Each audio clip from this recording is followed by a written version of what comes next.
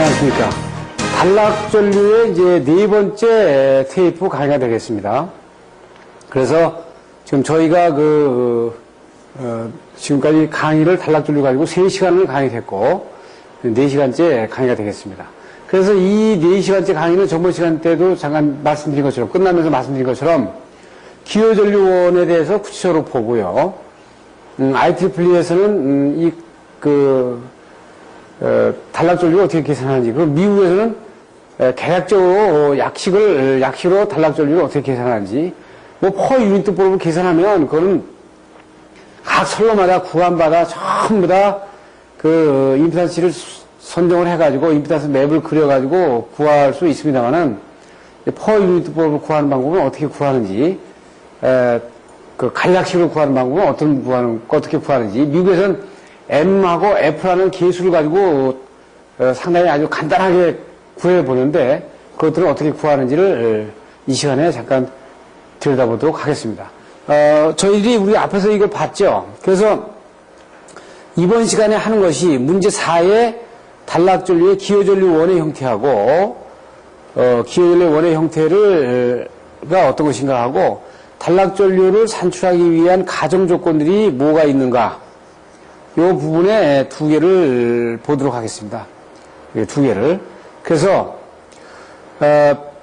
지금 문제 3번과 4번에 대한 부분이 우리가 이해가 되면 제가 처음에 여러분들한테 물었던 8가지의 의문에 대한 부분에 대한 답을 나름대로 정확하게 여러분들한테 설명이 완료되지 않았는가 이렇게 봅니다. 자, 이 내용은 지금 IEEE 칼라북 중에서 한 권에 여러분들한테 소개되는 내용 중에 하나인데, 책명은 IEEE Recommended Practice for Protection and Coordination of Industrial and Commercial Power System 이렇게 해가지고 일반적인 상업설비나 일반적인 산업설비의 전원을 공급하는 데 대해서 그 보호설비와 그 협조설비가 어떻게 되느냐, 거기에 대한 레코멘드 되는 실제 예입니다. IEEE에서. 그래서 이 안에 중에 단락전류에 관련되는 부분만을 제가 전부 다를 설명을 할 수는 없고 중요한 부분만 제가 뽑아내가지고 여러분들한테 설명을, 지금 아까 설명을 안 한 부분에 대한 해당되는 부분을 설명을 해드리도록 하겠습니다. 우리가 일반적인 얘기를 다 지금 한 얘기인데, 우리가 지금, 모두 한 얘기를 지금 하고 있는데, 그 중에서, 지금 하지 않은 얘기가 하나 있어요. 베이직 어썸션에 보면, 기본적으로다가, 기초적으로 생략하는 부분에 대해서 얘기를 하고 있어요. 그래서 우리가 단락전류를 구하는데, 단락전류를 구할 때 아주 습관적으로 아주 간단하게, 간략하게 생략하는 부분들이 있는데, 그 중에서 생략되는 부분에서 가장 큰 것이 하나가 있는 게 뭐냐면, unimportant assumption. 가장 아주 중요한 생략 중에 하나가, 이 볼티드 됐다. 우리가 지금 앞에 강의할 때 얘기했죠. 볼티드 됐다는 얘기는, 이 부하가 있으면은, 이 부분과 이 부분이 이렇게 됐다고 얘기하고, 이렇게 얘기하잖아요. 그래서 이 부분과 이 부분을 이렇게 지금, 볼티드 된 걸로 봅니다, 이렇게. 그러면 볼티드 됐다고 하는 거는 단락이 됐다고 하는, 그랬을 때 부하의 이 임피던스를 이 제로로 가져가겠다는 얘기거든요. 그래서 뒤에 보시면은, 그래서, has zero impedance예요. 볼티드, it has zero impedance란 말이에요. 그래서, 부하가 볼티드 하면서 제로 임피던스를 우리가 이미 선정을 했어요. 그리고 이거 삼상단락을 대부분 이해 우리가 저기를 하기 때문에 여기서부터는 이 맥시멈 밸류를 가지고 칼큘레이션을 해가지고 일단 정리합니다. 그래서 보통 우리가 삼상단락 폴트를 우리가 가장 이 시스템에서 존재를 하는 이유는 볼티드 되는데 이것도 어떻게 돼 있어요? 이상 볼티드 될 수도 있고, 3상 볼티드 될 수도 있잖아요. 3상 볼티드를 하는 이유는 이때 최대 전류가 나온다. 최대 전류가 나오는 거는 제가 앞에서 그 평행좌표법에서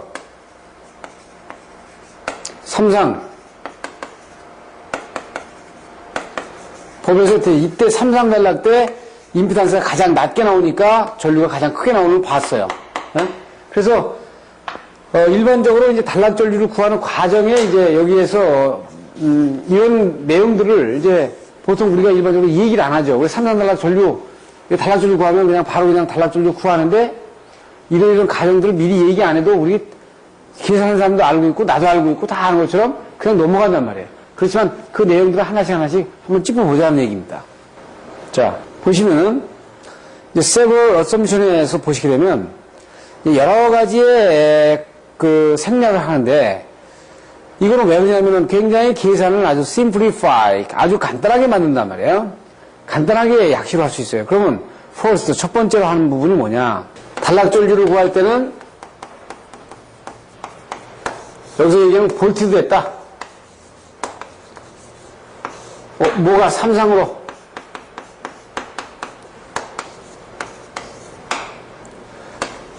about다. 이 계산이 about예요. 3상 단락전류는 about지 정확하게 exactly 하게 이게 계산을 못하는 거니까. 그럼 첫 번째 여기서 이거 큰 걸 놔두고서는 첫 번째가 뭐예요? 부하전류를 무시한다 이거야. ignores. 첫 번째 부하전류를 무시해요. 두 번째 지금 한전이나 제너레이터에서 공급되는 지금 전압이 이 플러스 마이너스 5% 그러니까 노미널 밸류의 퍼센트 플러스 마이너스 5%의 정상 전압이 공급된다고 하자. 저 어떻게 돼 있어요? 플러스 마이너스 폴트 될 때 폴트 시에도 플러스 마이너스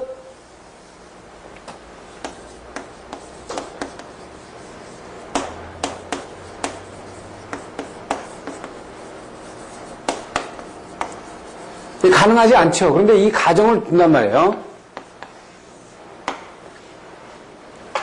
부하전류 무시. 이거는 볼트되어 있다는 거하고 같이 연관이 되는 거죠. 그리고 서드는 뭐예요? 서드는 모터가 러닝되는 부분하고요. 이것이 어떻게 있어요? 지금 폴트가 됐을 때, 폴트가 발생했을 때 이 터미널에 모터가 러닝이 된다고 생각을 하고 거기서 기여전류가 있다고 인정하자는 거예요. 지금 뭐예요? 이 폴트가 됐을 때, 폴트 되면 모터는 스톱하죠? 그런데 어느 순간은 모터가 어떻게 돼 있어요? 정상적으로 러닝을 하는 거야. 어느 순간, 어느 기간 동안. 그래서 이것이 기여전류를 공급하는 거죠. 공급하는 거예요. 자, 일곱 번째는 뭐가 있어요? First는 트랜스포머의 퍼센트 임피던스를 이게 정확한 값을 만약에 모를 때는 이 가장 예상을 하는데 어떻게 되면 더 worst case니까 가장 안 좋은 상태로 예상하자는 거야. 그러니까 변압기의 퍼센트 임피던스를 모를 때는 가장 나쁜 수치로 선정하는 거예요. 즉 무슨 얘기예요? 똑같은 변압기가 유입 변압기의 용량이 다르더라도 보통 우리가 어떻게 해요? 5.5%에서 7.5% 사이다. 이것은 이게 유입식이냐 몰드 변압기냐 용량이 어떠냐에 따라서 조금씩 달라지지만 이 수치를 그 표준 수치로 가져가되 가능한 한 낮게 가져가는 거죠. 나쁜 수치라는 건 낮게 갈수록 낮게 수치를 선정할수록 단락전류는 크게 나오니까. 그렇죠? 그래서 여덟 번째 보세요. 그 얘기를 하고 있는 거고 지금 여덟 번째는 이거는 이제 낮게 가져가면 이 수치는 아주 크게 나오죠. 그 다음에 이제 다섯 번째 보면 RXB를 모를 때는 이거를 좀 높은 값으로 가정을 해라. 즉, 뭐예요? 이거는, 모를 때는 표준에서 플러스 마이너스 7.5% 이내에 나쁜 값으로 이렇게 하라고 했잖아요.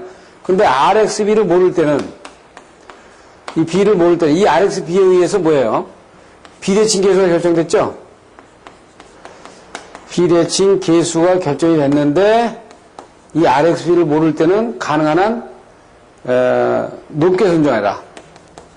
높게. XB가 크면은, 여기 어떻게 돼요? 과도현상이 크죠?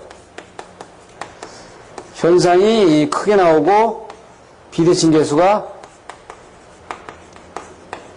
크게 나온다고요, 이게. 그 다락적으로 커지는 겁니다. 그 다음에 이제 9번째 볼까요? 여기서는 지금 6로 되어 있는데, 어떻게 돼요? 스위치 보드나, 판넬 보드의 부수 임피던스는 can be ignored. 어떻게 돼요? 무시한다, 이거예요. 스위치 보드나.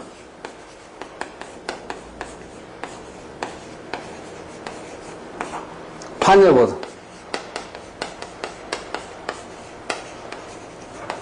이 스위치 보드나 판넬 보드의 임피던스는 무시한다. 지금 보면 일반적인 계략할 때예요. 이것도 계산을 할 때도 있습니다. 계산할 때도 있는데 일반적으로 계략적으로 할 때는 이 부분을 무시한다는 거죠. 자, 보세요. 그럼 여기서 더 빠져서 더 추가해야 될 게 뭐가 있어요? 우리가 지금 많이 한 것 중에서 지금 보시게 되면, 볼트 됐다, 삼상, 어바우트, 계략 계산이죠. 계략 계산이죠. 그러면 뭐 더 빠진 게 있다 그러면은, 단락 시에는 아까 맨 처음에 한 거지만 정상 주파수에 정상 전압에 정상 전류가 일단 공급이 됐다고 보는데 퍼센트 임피던스를 구하지만 단락 시에 정상 주파수 정상 전압이 들어가는 거는 거의 이 얘기를 그대로 한 상태에서 얘기가 되거든요. 지금 보면 이 전반적으로 가정이 많을수록 이런 가정이 하에서 단락 전류를 구하는 자체이기 때문에 이 자체가 정확할 수가 없어요. 그렇잖아요? 근데 이렇게 왜 가정을 많이 하느냐? 이게 만약에 액츄얼로 된다 그러면요, 단락 전류를 못 구해. 아니, 볼테이지가 단락 시에 굉장히 많이 올라가죠. 부하 전류를 무시할 수가 없어. 순간적으로 볼테이지가 나간다고요. 이 모터가 러닝 된다고 보지만 그 러닝 되는 상태가 다 다르잖아요, 다. 네? 그렇기 때문에 이 가정을 먼저 우리가 들여다 놓고 생각을 하고서 단락 전류를 구하는 부분에다가 들어가줘야 된다 이거죠. 그럼 그 단락 전류를 구하기 전에 가정에 대해야 되는 부분들은 이제 대충 어느 정도 여러분들한테 이해가 된 겁니다. 그래서 아주 다른 것들에 대한 디스커션 되는 부분들은 다른 챕터에서 다른 가정에 대한 부분들은 뒤에 챕터에서 다룬다 하고 얘기하고 있는데 이 뒤에 챕터에서 다루는 가정들이 되는 거는 조금만 계산을 하면서 가정을 해야 되는 게 있어요. 예를 들어서 이런 게 있죠. 부하에 여기에 100마력짜리가 있어. 100마력짜리에 0.8 파워팩터를 가지고 있는 거 있어요. 그래서 기호 전류를 발생할 때 이 100마력짜리를 용량을 얼마나 할 거냐? 이거는 말이에요. 100kV를 쳐요. 이렇게. 이게 가져간단 말이에요, 이렇게. 그러니까 이런 것들에 대한 가정들까지 다 집어넣으면 엄청나게 많죠. 그래서 이거는 그 다음 장에서 이렇게 계산하면서 얘기를 하겠다 하는 얘기를 하는 겁니다. 그리고 이제, 뭐가 나와요? XD하고 XD-하고 XD 나오잖아요. 지금 전번 시간에 얘기한 것처럼 만약에 회전기기를 가지고 봤을 때, 비대칭 단락전류의 그래프로 보면은 이렇게 우리가 이제 그려볼 수 있다고 그랬죠. 그려볼 수 있는데, 원 사이클 이걸 XD 다시, 직축과도 리액탄스라고 그랬고, 약 3사이클까지를 이걸 XD 다시, 그리고 3사이클 이후를 XD로 봤어요. 그래서 이 XD는 이건 정상 임피던스니까 이건 치지 않고, 보통 우리가 XD 다시로 본단 말이에요. 여기로 보기에는 너무나 혹독하기 때문에 이 전류치가 상당히 크게 나온단 말이에요. 근데 이건 직축으로다가 거의 시정수가 적어가지고 아주 떨어지는 속도가 빠르기 때문에 이 XD 가지고는 얘기를 하지 않죠, 대개. 대개 우리가 얘기하는 건 25%다, 뭐, 이것들은 XD 다시, 과도 리액탄스 때의 이 부분을 가지고 얘기한다. 거의 한 3사이클까지를 가지고 얘기를 해요. 그래서 이 책에서는 XD로 가정을 해가지고, 계산을 해봅니다. 그러니까, one 사이클 이내. 그 때문에 이 XD 값, XD-XC는 이 모타나 제네달, 이게 값이 다르거든요, 다. 응? 그 상황이 다르기 때문에. 왜냐면, 그 상황은 왜 다르냐면, 뒤에 이제 여러분들이 이제, 배우게 될 텐데, 제네달은요, 이것이 굉장히 이게 좀 한참 끌고 가요, 이게. 이래서. 이 감소해야 되는 게 좀 늦다, 그죠? 그렇지만 유도전동기 같은 경우는 굉장히 빠르게 감소돼 버리거든요, 이렇게. 그렇기 때문에 이거를 유도전동기하고 발전기하고를 똑같이 1사이클, 3사이클에 놓겠다, 이렇게 얘기하면 얘기 안 되거든요. 예를 들어 유도전동기 같은 경우는 3사이클까지 가져갈 것도 없거든요, 이게. 예? 감소가 빠르기 때문에. 그래서 이런 부분들에 대한 특성이 다르기 때문에 모다나 제네다, 그 다음에 모타도 어떤 형식에 따라서 달라질 수 있다, 이 얘기를 할 수 있는 겁니다. 지금 이제 기여전류원을 보고 계시는데, 한전은, 이거가 위에 같은 경우는 한전입니다. 한전은 단락이 생기더라도 정상전압, 정상전류가 그냥 들어온다고 가정을 했기 때문에 그냥 들어오죠. 그러니까 파형의 변화가 없이 그냥 들어옵니다. 그리고 지금 보신 것처럼 발전기가 컨트리뷰션 하는 거, 기여전류를 보면 발전기는 단락이 땅 되는 순간 고장점이 발생됐으니까 서서히 떨어지죠. 떨어지는데 이렇게 감소되는 부분을 보여주고 있고요. 그런데 이것이 지금 일반적인 정상전류가 아니고 발전기는 거의 10% 임피던스를 10%로 보기 때문에요. 정상전류가 만약에 이런 수치로 정상전류라고 하면요. 10%니까 여기 10배의 이런 과도전류가 발생이 돼가지고 이것이 이렇게 서서히 떨어진다는 얘기입니다. 이렇게. 이걸 잘 아셔야 돼요. 지금 여기는 지금 매그니튜드로 거의 비슷하게 그려놨지만 그게 아니라고요. 지금 보통 발전기는 퍼센트 임피던스를 10으로 주기 때문에 여기는 10배의 이상전류가 흐른다는 거예요. 10배. 단락시에. 동기전동기는 유도전동기가 보통 어떻게 돼요? 25% 주잖아요. 25% 준다는 얘기는 여기 4배야. 여기 동기 모터는 대개 20% 준다고요. 그럼 요건 5배. 즉, 이 정상전류의 5배의 기여전류를 공급한다는 거예요. 그래서 요것을 다 합치면 이런 파형이 나온다고. 요것이 비대칭 단락전류예요. 그럼 여기서는 어떻게 돼요? 순시치가 있고 시료치가 있죠. 순시치는 이 피크를 얘기하는 거고 시료치는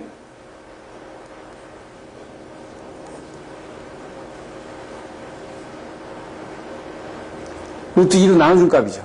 그렇죠? 그래서 이 비대칭 단락전류인데 그럼 여기 어떻게 직류분이 포함이 되면 이 단락전류, 다칭 단락전류 이게 틀어지죠, 이렇게 파형이 틀어진다고요. 실제 나타나는 건 그래서 이렇게 비대칭 단락전류가 나타난다.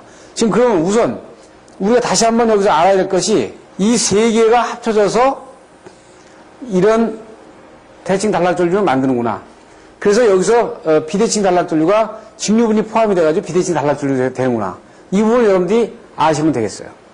지금 이것은 지금 제가 얘기한 부분을 다른 측면에서 얘기를 한 건데 똑같은 얘기를 지금 하고 있는 겁니다. 지금 이것은 어떻게 지금 볼 수 있냐면요. 지금 단락전류는요, 이렇게 쫙 증가된다고요, 단락전류는. 이런 곡선이 되면, 여기서 어떻게 되어 있어요? 만약에 차단기를, 이게 1사이클, 2사이클, 이렇게 되면, 이게 3사이클까지, 보통 5사이클까지 보잖아요, 이렇게. 그러면 하나, 둘, 셋, 넷, 5사이클에 만약에 이 차단기가 끌어진다 그러면은, 이 단락전류가 어떻게 돼요? 차단기의 I 자승, DT 해가지고 이렇게 종료가 되는 거 아니에요? 그래서 0에서부터 5사이클까지 만약에 간다면 이게 전체 에너지가 된다고요. 이 전체 에너지. 그렇잖아요. 그래서 이거 굉장히 크기 때문에 그런데 어떻게 초반에 커지는 것이 초반에 나오는 것들이 상당히 큰 값이 나오잖아요. 그러니까 만약에 퍼스트 사이클만 한다고 보자. 그러면 초반에 퍼스트 사이클에 과도 현상이 어떻게 돼? 이거는 에너지가 이렇게 증가되는 부분을 얘기하고 있고 과도 전류가 발생되는 것부터 이때 이렇게 큰 과도 전류가 발생이 돼가지고 다시 감소되지 않습니까? 이게 감소되잖아요. 이렇게 감소가 되겠죠? 그러면 첫 번째 사이클이라는 건 어떤 시간적인 개념을 갖느냐? 그걸 잠깐 보세요. 그러면 어떻게 돼 있어요?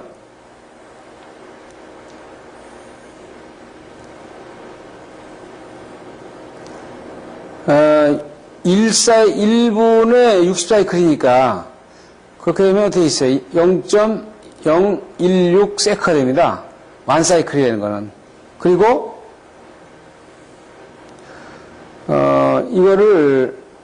이건 2분의 1 사이클이고요. 한류형, 비한류형 휴즈 같은 경우 4분의 1 사이클에서 이게 해결이 되니까 이 4분의 1 사이클에서 용단이 되고 만약에 이게 해결이 된다고 보면 요것은 어떻게 있어요? 요 같은 경우에는 120분의 1을 하니까 이것이 0.0083 정도가 나오고요. 세크로.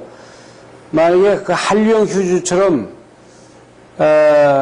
8분의 1, 4분의 1이 아닌 8분의 1 세크의 사이클에서 해결되는 경우에 240분의 1이니까 0.0041 세크가 될 겁니다. 그러니까 우리가 보통 이거에서 보면 보통 우리가 0.016에다가 3사이클이라고 그러면 이게 0.48 세크 정도가 되고요. 그리고 만약에 한전 규격이 5사이클이니까 5사이클까지 간다 그러면 이게 0.08 세크가 됩니다. 그러니까 즉 한 3사이클이면 0.48 세크. 1사이클이면 0.001 세크 동안 흐르는 과수 상태의 전류가 얼마냐 이렇게 나가겠죠.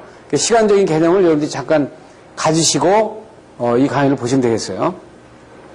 그래서 1사이클이면 여기까지 이 1사이클이면 여기까지 이 축적이 되는 전류 연료량을 가지고 볼 수 있어요.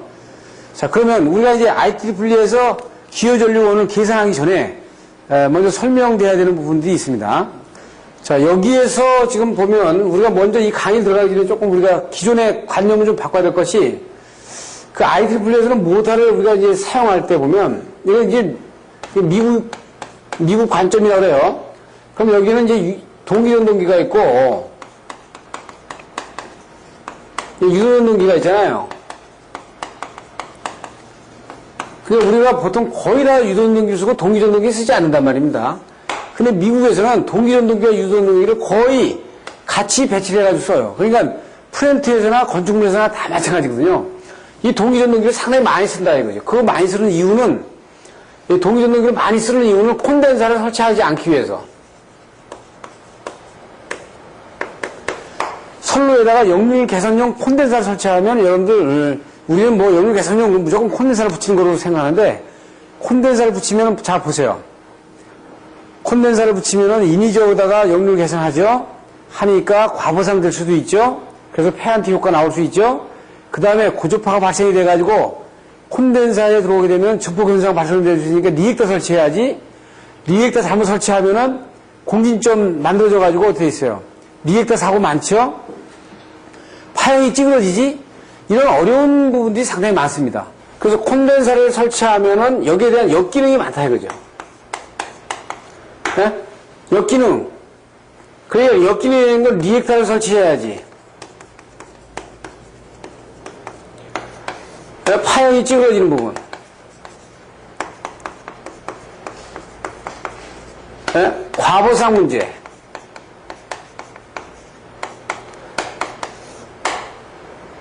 고주파에 관련된 문제. 이런 문제 때문에 이 역기능이 많아가지고 이 콘덴사를 설치 안 하고 미국은 동기전동기를 유도전동기하고 같이 설치를 해서 역률 보상한다고요. 그러니까 동기전동기는 어떻게 돼? 동기조장기 우리 나중에 이제 모델에서 나오지만 동기전동기는 앞선 역류를 가질 수 있단 말이에요.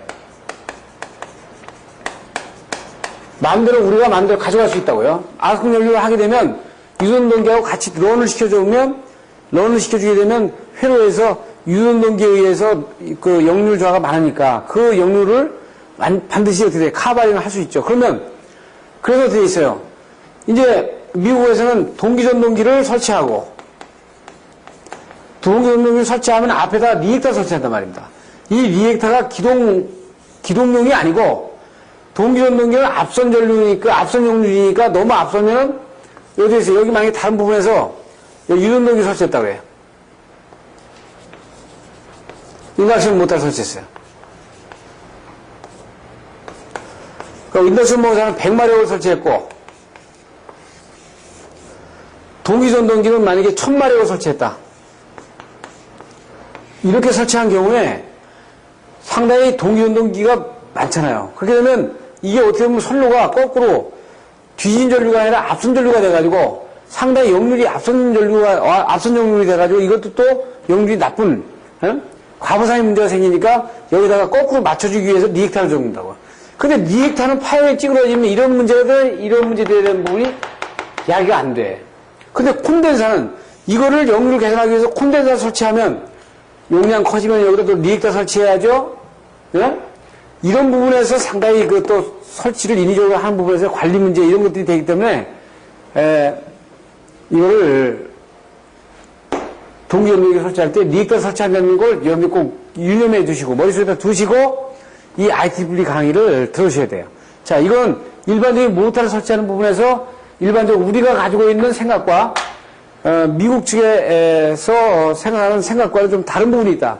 지금 우리나라는 역률 개선하면 그냥 콘덴서 설치하는 걸 너도나도 콘덴서 설치하는 걸로 다 생각을 하는데 미국 같은 경우는 그렇게 하지 않고 모터와 모터를 유전동기와 동기전동기를 같이 용량을 같이 해가지고 런을 시켜주면서 전체 역률을 맞춰주기 때문에 콘덴사를 설치하는 인위적으로 설치하는 팩터가 상대적으로 적어지고 자연스럽게 역률을 맞춰주는 그런 그 시스템을 가지고 간다. 그래서 우리는 그런 부분들을 우리가 상당히 많이 고려를 해봐야 될 사항 중에 하나입니다. 앞으로는 그래서 콘덴사를 설치하는 것이 낫냐? 동기전동기를 설치해. 동기전동기는 이 금액이 좀 비싼 데다가 브러쉬가 있으니까 그 관리가 복잡해지고 그 다음에 환경성에서 먼지들이 이런 것들이 끼면 안 되니까 환경성에서 아주 클린 환경이 돼야 되고 이런 제약 조건이 있긴 있어요. 그래서 유전동기는 아주 사용하기 쉽고 아무데나 설치해도 좋고 이런 부분들이 있기 때문에 설치하긴 하는데 우리가 이런 부분들을 이제 조금 질적인 부분에서 같이 고려를 해봐야 되는 부분이 있다. 반드시 제가 이 강의하기 전에 이 말씀을 드리거든요. 그러니까 여러분들이 이 내용을 머릿속에다 유념하고 뒤에 그 미국 측에서는 어떻게 생각을 하고 있는지를 잠깐 보겠습니다. 지금 그 발전기에서 기여전류가 가는 부분들을 보여주고 있는데 이 얘기는 무슨 얘기냐면은 이렇게 한전이 있고 여기 발전기가 있다고 그래요. 그래서 여기에서 만약에 그 단락 사고가 났어요.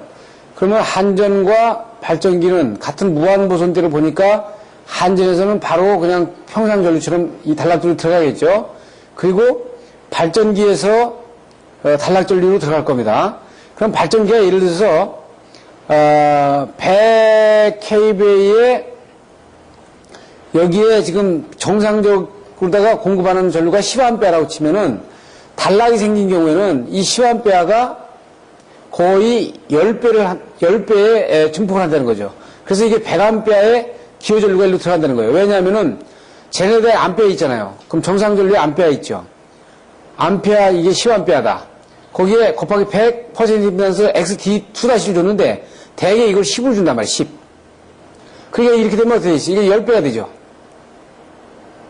10배. 그래서 이게 100A가 되지 않습니까? 그래서 그럼 쟤네들의 암페어, 이 10A는 걸 어떻게 하느냐? 레이트가 나오잖아요. 이게 몇 kV다. 이걸 루트 3에 전용되는 발전기 해가지고 하면은 이게 바로 나오죠. 그래서 그 XD를 거의 얼마로 주냐면 여기서는 지금 아마 9%로 줬을 텐데 거의 9에서 한 10% 정도를 가지고 발전기는 고려하는 부분을 보여줍니다. 잘 생각하세요. 그래서 발전기는 이게 정상 전류 때보다 한 단락이 생기면 한 10배 정도가 증폭이 돼가지고 단락점으로 들어가는구나. 그 다음에 두 번째는 50마력 이하의 모터가 있는 경우에, 이 50마력 모터가 있는 경우에는 보시면 sum of motor full load니까 이 50마력 이하의 모터의 full load를 다 더해가지고 거기에 곱하기 4라는 겁니다. 곱하기 4라는 얘기는 뭐예요? 퍼센트 임피던스를 25% 줬다는 거지. 25% 줬으니까 되어 있어요. 각 모터의 정상 전류, 정상 전류에다가 어떻게 됐던 거예요? 퍼센트 임피던스 25에 곱하기 100이죠. 그러니까 이렇게 하면은 뭐가 되는 거예요? 이게 4가 되는 거 아닙니까? 4? 그래서 4가 나온 거예요, 이렇게. 그래서 이 4의 멀티플러, 4의 계수를 하는 것은 이 인다수위, 거의 상압설비에서 거의 4 정도를 준다. 50마력 이하에서는 그러니까 퍼센트 임피던스를 25% 준다는 얘기는 단락이 생기는 지점에 단락점으로 가면은 이 모터가 정상적일 때 받는 전류가 이 모터가 10A라면 이 모터가 거꾸로 돌면서 여기 임피던스가 낮아지니까 25% 여기 변압기 임피던스가 낮아지기 때문에 이것이 약 40A로 증가된다는 얘기예요. 그래가지고 단락점을 향해서 간다는 얘기지. 그 다음 보시게 되면 50마력을 넘어가면 라지 모터 같은 경우에 어떻게 하냐면 풀로드에다가 XD를 줬으니까 돼 있어요. 풀로드에 X, 이거 배수죠. 이거 배수라 그랬죠. 이거 배수. 배수를 몇으로 줬냐면 보세요. 몇으로 줬냐면 여기 보시면 5를 줬어. 5. 풀로드에 5를 줬으니까 이건 어떻게 된 거예요? 전격 전류에 퍼센트 임피던스 20 준 거지. 20 곱하기 100이니까. 그럼 이게 5가 나오지 않습니까? 그러니까 50마력 이하는 25%를 주고 50마력이 넘는 부분들은 지금 20%를 주는구나. 그렇죠? 그래서 5배를 주네. 5배. 그래서 1200rpm, 지금 1200rpm 모터의 풀로드 암페어의 이 1200rpm짜리는 6.7배를 주고요.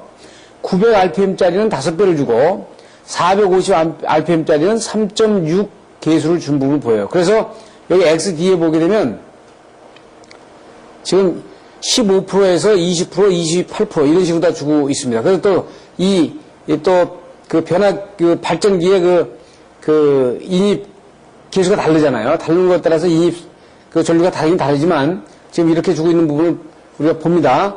그래서 아주 큰 모터는 지금 여기서 아까 50마력에서 50마력이 넘는 부분들의 모터는 이렇게 주구나. 그리고 또 하나는 여기서 반드시 여러분들이 알아야 주셔야 할 것이 모터 KVA를 0.8 파워 팩터의 모터 마력은 효율이 0.8이면 파워 팩터가 100이면은요 100인 경우에 그냥 바로 모터 레이트를 갖다가 이 KVA를 봐준 거예요. 바로 봐주죠. 그래서 어떻게 있어요? 100마력짜리는 제가 뒤에서 설명 다시 안 합니다. 100마력짜리의 효율이 0.8이고 파워 팩터가 1이면 이건 100kVA로 여기서 보겠다 이 얘기입니다. 이런 가정을 지금 하는 거예요. 자, 이걸 아셔야 뒤에 걸 가지고 얘기한다고요. 그 다음 모터가 하나가 있거나 또는 두 개가 있는데 이게 싱크로나이징 모터야. 동기 모터 같은 경우는 뭐라 그랬어요? 여기에 리액터를 설치한다 그랬죠? 리액터를 설치하는 거는 이것이 앞선 역률이기 때문에 이거를 역률을 맞추기 위해서 했어요. 그러면 리액터를 거쳐서 이 모터에서 발생된 전류를 리액터를 거쳐서 가게 되면 이 리액터를 거쳐서 간 이 전류는 얼마가 될까 하는 얘기입니다. 이럴 때는 자 리액터의 퍼센트 임피던스 지금 보시면은 리액터의 XR 이 리액터를 구하고요. 리액터의 임피던스를 구하고 모터의 임피던스는 모터의 KVA의 1000의 루트 3의 모터에서 풀로드 되는 부분을 나눠주면 이 모터의 임피던스가 나오죠. 그러면 이것이 리액터를 거쳐서 이쪽으로 넘어간, 그러니까 이 전류는 이 리액터를 거쳐서 넘어간 이 전류입니다. 이 전류 같은 경우 어떻게 할까? 리액터의 임피던스와 모터의 임피던스를 곱한 것분의 모터의 임피던스에다가 이 모터에서 총 발생된 그 전류를 가져가 곱을 해주면 이 앞에 리액터를 거쳐서 나간 전류치가 되겠다. 굉장히 중요합니다. 이거 다시 내가 뒤에서 설명할 때 이거에 대한 부연 설명을 하지 않겠습니다. 그러니까 이 내용을 가지고서 뒤에 설명을 들어야 여러분들이 이해를 할 수 있다는 얘기예요. 그 다음, 이거 인덕션 모터입니다. 인덕션 모터. 아까는 동기 모터하고 인덕션 모터 같은 경우는 변압기를 통해서 만약에 앞에가 뭐 480V에 220V다. 이런 변압기를 통해서 이 모터가 여러 대가 있는데 이 모터에서 발생된 전류가 이 변압기를 통해서 1차로 가게 되면 1차의 전류는 얼마나 흐를까 하는 얘기예요. 그걸 어떻게 하느냐? 자, 1차의 전류는 2차에서 발생된 이 모터 2차에서 총 발생된 전류 양에다가 변압기의 1차 암페어분의 2차 암페어분의 1차 암페어로 나눠준 값을 곱해주게 되면 1차의 전류 나간 값을 우리가 알 수 있다. 그러면 변압기의 1차 SCM은 통틀어서 이걸 갖다가 같이 합쳐서 보면 어떻게 볼 수 있냐면 변압기의 1차 암페어에다가 변압기의 퍼센트 임피던스를 100으로 나눠주고요. 더하기 2차의 세컨다리 여기에 이 모다 2차에서 발생된 그 모다에 발생된 전체 전류분에 변압기의 2차 전류 변압기 2차 전류를 넣어가지고 하면 1차에 이 변압기 1차에서 거쳐가지고 나가는 전류치의 전류치를 구할 수 있겠다는 얘기입니다. 여러분들한테 이 유인물이 다 지급이 되니까 그걸 보시면서 여러분들이 이 강의를 들으시면 돼요. 그럼 여기까지 보셨어요? 여기까지 보셨다고요? 그럼 만약에 하이 볼테이지하고 하이 볼테이지는 3300 부수면 3300이 그대로 물려있겠죠. 그리고 로우 볼테이지는 변압기를 통해서 가겠죠. 하이 볼테이지 이렇게 여러 대가 있으면 이 메인에서 발전기에서 들어온 거 하이 제너레이터에서 들어오는 거 또 로우 모터에서 들어오는 거 이거 아까 제가 발전기라고 그런 것 같은데 모터라고 그런 것 같은데 발전기로 제가 수정하겠습니다. 그리고 이 모터에서 들어오는 거 그 다음에 하이 볼테이지 모터에서 들어오는 거를 그대로 다 더해가지고 전체 기여 전류를 보면 되겠다 하는 얘기입니다. 자, 그러면 지금 이 그림에서 보시는 것처럼 이런 회로가 있다 이거야. 지금 보시면 한전에서 들어오는 거나 마찬가지입니다. 이게 한전 변압기가 있고 여기 차단기를 거쳐서 같은 모선으로 다 이어져 있고 여기 발전기가 있어요. 여기 발전기고 여기는 한전 유틸리티고요. 여기서는 동기 모터가 있죠. 여기 동기 모터가 1200rpm짜리 모터가 3개가 있습니다. 여기 유도 모터가 있어요. 지금 설명 다 한 내용 뒤에 다 들어가 있습니다. 여기는 리액터 부하가 있어요. 렉티파이어, 정류기 부하. 이게 포네이스 로드에 이거는 노입니다. 노. 자, 그러면 자 여기에서 만약에 6번에서 단락이 생겼습니다. 단락이 생기면 한전에서 들어가는 전류 들어가고 이 동기 모터에서 생긴 전류가 다시 일로 들어가고 유도운동기에서 생긴 전류가 변압기를 통해서 1차로 가죠. 동기전동기에 생긴 전류는 리액터를 통해서 들어갑니다. 그리고 정류기에서 어떤 영향을 주느냐, 포네이스에서 어떤 영향을 주느냐, 제네레이터에서 어떤 영향을 주느냐 이렇게 되죠. 그런데 렉티파이어에서는 영향을 주지 않아요. 기여전류 영향을 주지 않고 노에서도 영향을 주지 않으니까 이건 생각할 필요 없고 여기에 기여전류원이 없고 그러니까 여기 생각할 필요 없고 그러면 우리가 생각하고 지금 앞에서 얘기한 것처럼 동기전동기에서 리액터를 거쳐서 앞으로 가는 전류가 얼마냐, 유도운동기에서 변압기를 통해서 가는 전류가 얼마냐, 그리고 이 고압 발전기에서 통해서 들어가는 전류가 얼마냐, 한지에서 들어가는 전류가 얼마냐, 이것이 어떻게 있어요? 이 완 사이클에 이 단락점에 전부 다 들어간다는 얘기죠. 그래서 그걸 나눠놓고, 그러니까 이거 설명됐죠? 이거 설명됐고, 이거 설명을 따로따로 미리 설명을 다 한 겁니다. 자, 그러면 여기서 어떻게 있어요? 첫 번째 사이클, 전번에 제가 시간대에 설명을 했는데, 첫 사이클을 어떻게 했어요? 1사이클을 60Hz로 나누면은 1세크를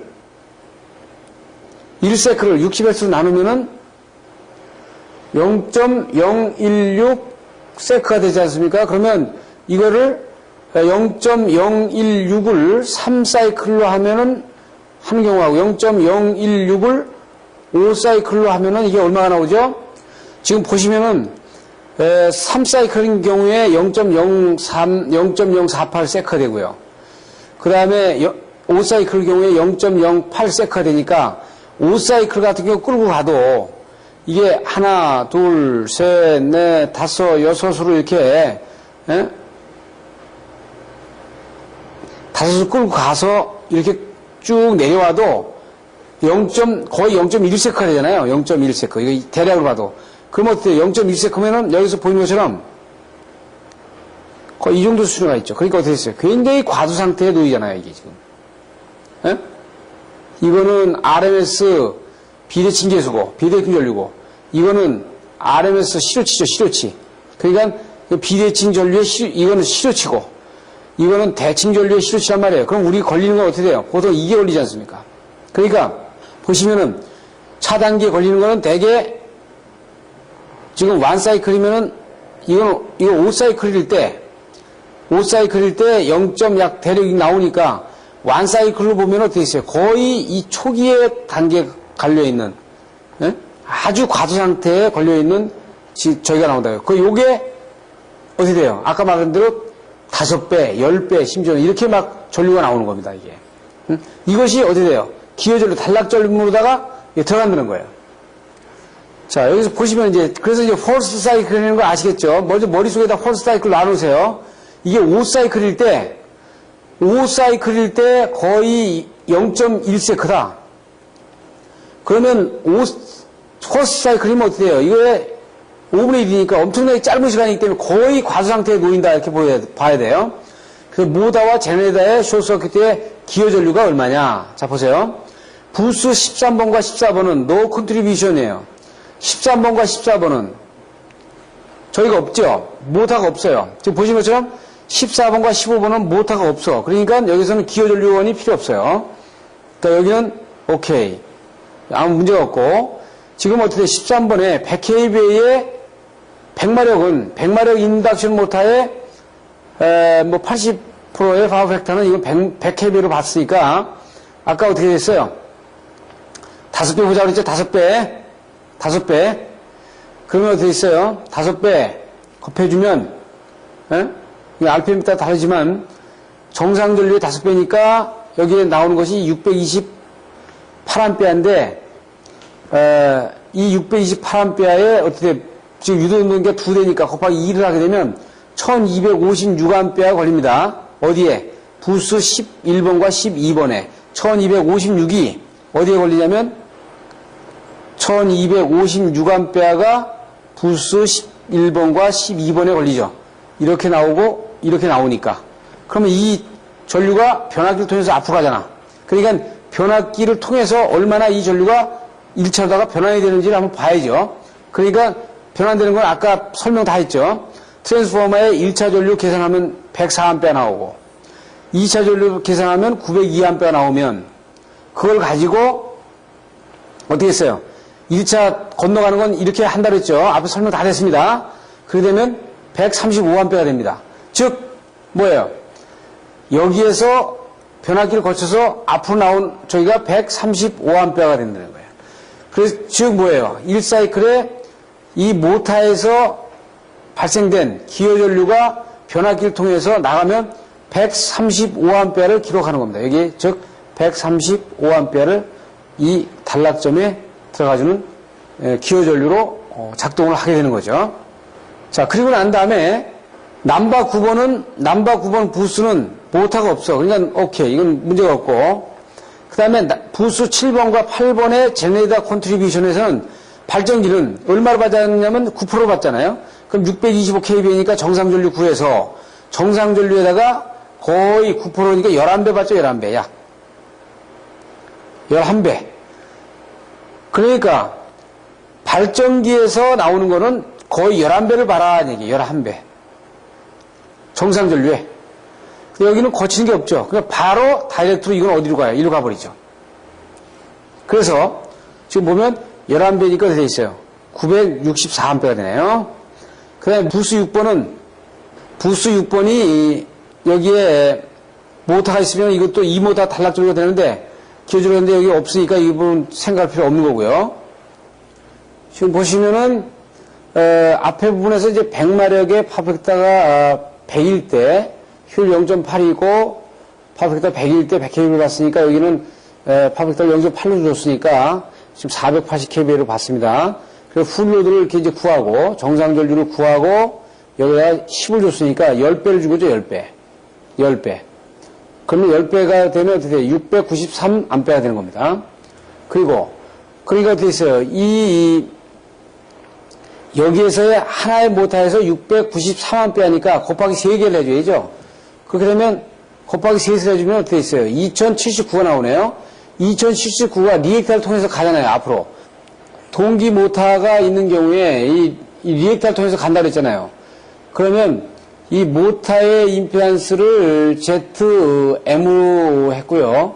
이 리액터 임피던스를 ZR로 했잖아요. 그럼 리액터 임피던스는 이렇게 해서 구하는 걸 앞에 설명했어요. 모터의 임피던스는 이렇게 해서 이렇게 구하는 부분을 계산했죠. 이 모터의 임피던스에다가 리액터 임피던스를 더해가지고 더한 것분의 모터의 임피던스에다가 곱하기 전체 이 동기 모터에서 발생한 전류, 기여된 전류를 곱해주면 이 리액터를 통해서 나가는 전류가 되겠다. 그럼 어떻게 있어요? 지금 자, 이 1452는 동기 모터에서 발생된 기여 전류고 이것이 리액터를 통해서 들어온 거고 이것은 유도운동기에서 발생된 것이 변압기를 통해서 들어온 거고 이거는 발전기에서 기여 전류 된 거죠. 그러면 다 더해보면 2551A가 됩니다. 전체 합계가 5703이 이제 만약에 그 메인에서 들어오는 그 유틸리에서 들어오는 거니까 지금 기어 전류까지 2551을 하면은 8254A의 기어 전류를 포함한 전류가 단락점을 향해서 들어가는 거죠. 즉, 다시 이걸 보면 여기에서 들어오는 것이 얼마예요? 들어가는 것이 5703. 이 싱크로나이징 모터에서 들어가는 것이 1452. 유도운동기에서 변압기를 통해서 들어가는 것이 135. 이 발전기를 통해서 들어가는 것이 964. 그래서 총 합계가 얼마가 되냐면 8254A가 이 단락점을 향해서 들어가니까 이 차단기 용량을 큰 거를 알아서 구해놔라 이거죠. 그럼 여기서 어떻게 있어요? 만 사이클 때 이렇게 들어가니까 대개 여기다가 비대칭 계수 1.6이면 1.6을 곱해가지고 이 계수에 나온 값에 전격 상위 차단기를 정하는 것이 차단기 값이 나오면 이렇게 하는 것이 대개 미국 그 스타일에서 하는 얘기예요. 그래서 지금 보면 이걸 가지고 그 내용을 다 들여다봤어요. 그러면 지금 중간 전압 약 4160V 정도에 정하는 사용되는 서킷 브레이커를 정할 때 전격을 정할 때 이 포스트 사이클을 가지고 포스트 사이클 지금 SCA를 계산하면 요 계산 값보다 어떻게 보면 80% 정도가 더 커야 된다는 거예요. 4단기 인터럽팅 레이팅이. 에? 자, 그러면 얼마를 곱해줘요? 보통 80%면은 나온 것에 1.3 정도 이상이 돼야 되겠죠? 그러면 여기서 4000V급의 차단기의 레이팅을 결정할 때를 보면요. 첫 번째 이제 그 유틸리티에 들어오는 소스는 5704A가 그대로 줬고요. 그리고 싱크로나이징 모터에서 들어오는 거를 아까 리액터를 통해서 들어가는 부분과 같은 거로다 보면 지금 뭐 어떻게 됐어요? 전체 전류가 동기 모터에서 나오는 게 2079A 아닙니까? 여기다가 0.667배만 준다는 거예요. 첫 사이클에는. 그러면 얼마예요? 1386A가 됩니다. 1386A에 이걸 가지고 어떻게 돼요? 모타의 임피던스를 구해봐. 모타에. 즉, 리액타와 여기 모타가 있으면은 동기모타의 ZM을 구하고요. 여기에 리액타의 임피던스 ZR을 구하는 겁니다. 그럼 리액타의 임피던스 줬잖아요. 그럼 이걸 가지고 요 두 개 수치를 아까 주어진 식에다 넣어가지고 이 2차에서 발생된 거에 첫 사이클은 60%밖에 안 준다고 했으니까 이렇게 넣어주면 1076으로 많이 조금 감소가 되죠. 감소가 돼요. 그 다음에 100마력 모타의 인덕션 모타는 33%만 줬네요. 33%. 그러니까 33.3이니까 이건 33%나 마찬가지입니다. 그러면 유도운동기에서 1256A가 나오는 걸 가지고 첫 사이클은 약 33%만 보자. 그러면 419A가 되는데 이걸 가지고 여기 퍼센트 임피던스를 넣게 되면 47A 정도가 1차 전류에 영향을 준다고 보는 거죠. 그렇게 되면 지금 아까 계산한 방식하고 조금 다르게 적게 나왔습니다. 여기 나온 모타에 이 첫 사이클을 적게 줬어요. 그러니까 4000V급의 차단기 때는 그렇다 이런 얘기했어요. 볼트급 차단기를 정할 때. 그러면 625kV의 제네다에서는 얼마가 나오냐? 이건 그대로 다 줬어. 그러면 다 더해보니까 얼마나요? 7790 나왔죠? 아까 얼마 나왔어요? 아까는 5703에다가 플러스 2551 해가지고 8254가 됐었어요. 그러니까 이때는 순수 기여전류를 100% 다 본 거예요. 원 사이클에. 기여전류를 다 본 거고, 이것은 뭐 어떻게 돼요? 동기 모타하고 인덕션 모타를 적게 봤죠. 동기 모타는 0. 좀 더 적은 숫자, 인덕션 모타 0.333 이렇게 봤죠. 봤을 때는 이렇게 적게 나온다 이거예요. 적게 나오지만 RX 레이쇼에 따라서 이 비대칭 계수값을 곱해주잖아요. 그러면 이 값에다가 비대칭 계수를 곱하나 이 값에다 비대칭 계수를 곱하나 수치가 이제 얼마큼 달라지는가를 한번 보잖아요. 보는데 큰 차이는 별로 없게 나옵니다. 그러면 지금 보시면은 지금 이거는 어떻게 봤어요? 이 7790이라는 거는 고압의 차단기를 쓸 때 차단기를 할 때는 기여전류에서 들어오는 부분을 이렇게 조금 감쇄시켜서 봤구나. 이걸 봤습니다. 그 다음 다음번 볼 거는 뭐냐면은 비대칭 계수의 서키트 브레이커의 비대칭 계수치를 비대칭 계수의 전류를 크로스하거나 렛지 할 때에 그 값을 고려해 가지고 첫 사이클에 정할 때는 어떻게 할 거냐? 첫 사이클 100% 다 줬어요. 그런데 다 준 거에 비대칭 계수 값을 곱하면은 이게 13,206A 나오지 않습니까? 비대칭 계수를 1.6으로 줬죠. 이거는 RXB를 가지고 그 테이블을 가지고 구하면 구할 수 있습니다. 바로 나옵니다. 그래서 이걸 가지고 한번 다르게 구한 부분을 한번 보시면은 지금 남바 유틸리티에서 오는 거는 똑같이 줬죠. 그리고 싱크라이징 모타에 들어온 거는 이건 전부 다 알아줬어요. 인덕션 모타 준 거는 여기서는 어떻게 했어요? 인덕션 모타는 여기는 0.88833을 줬죠? 그러면 어떻게 했어요? 싱크라이징 모타는 다 줬다는 얘기야. 지금 어떻게 있어요? 이건 저압 차단기에서는 다 준 거야, 다. 다 주고, 유도운동기에서는 0.86을 줬죠? 0.83336을 줬어요. 그래서 여기서 나오는 게 어떻게 나온다고 그랬어요? 똑같은 방식이야. 이게 8233이 나와가지고 1.6을 하면 13,174A가 나옵니다. 자, 지금까지 강의한 내용을 비교해서 보면요. 완사이클의 기여전류를 전부 다 정상적으로 고려하게 되면 얼마 나왔어요? 8,254 나왔죠? 한전에서 5,703, 발전기에서 964, 동기모타에서 1,452, 유도모타에서 135A 해가지고 8,254A 나왔어요.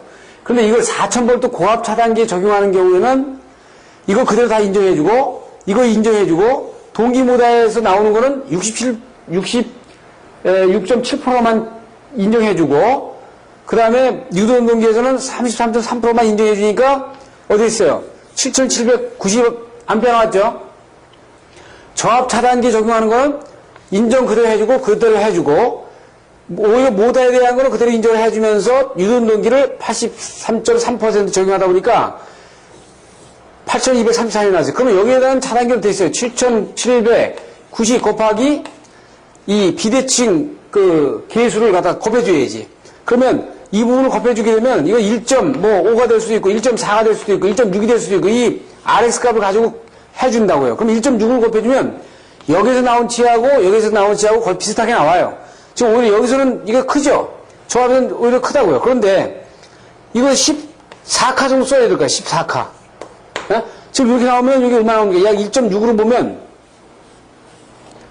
1.6으로 하면은 지금 보면 4,000V 같은 경우는 12,464A 나오니까 카로 하면 정상 위에 상위권으로 가니까 이거 14카 거의 비슷하게 나오잖아요.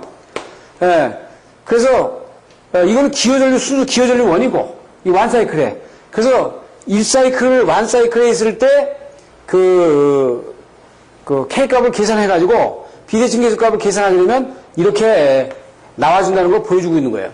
그러니까 여러분들한테 아주 확실하게 기어전류 1하고 기타 되는 부분들을 여러분들이 확실하게 비교해서 검토할 수 있는 부분입니다. 지금 여기까지 돼서 보면 지금 이 싱글 라인을 가지고 다시 말씀드리면 한전에서 들어오는 거, 유전동, 동기전동기 들어오는 거, 유전동기에서 들어오는 거, 발전기 들어오는데 제가 왜 두 개를 계산했냐면 여기는 4160V의 고압 차단기를 설정할 때 아니에요. 만약에 여기에서 문제가 생겨가지고 차단기를 결정하게 되면 이건 어떻게 돼요? 저압이죠. 저압에서 발생되면은 여기서 발생되는 거는 이 고압에서 발생되는 거하고 저압에서 발생되는 거하고 저압이 조금 레이트가 조금 높게 나왔잖아요. 이건 고압에서 발생되는 거고. 그렇죠? 차단기를 두 군데서 결정할 거다.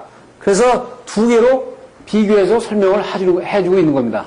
그래서 이번 시간까지는 여기까지 지금 설명이 되고요. 다음 시간에는 이제 단락전류를 고려한 전선 규격하고 그 다음에 간략하게 계산하는 방법을 어떻게 계산하는지를 관련 자료를 가지고 보겠습니다. 감사합니다.